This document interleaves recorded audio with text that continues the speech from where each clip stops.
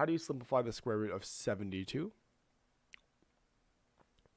So if I were to simplify the square root of 72 here, what I'm going to do is, again, I'm going to break down this radical into its prime factors here. So I know that for a fact that this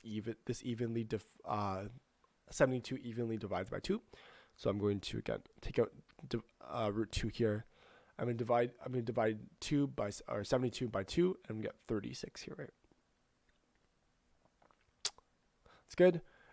So I have root 2 here. I'm going to do the exact same thing with, well, in root 36 here, I know for a fact here, just because root 36 I know is one of my square roots that actually becomes a good integer, and I know the square root of 36 here is 6.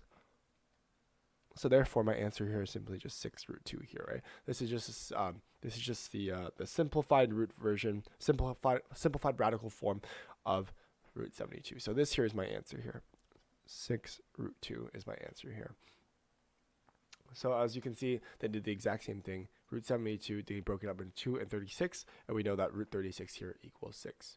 So 6 root 2 here is our answer here, and they did the exact same thing.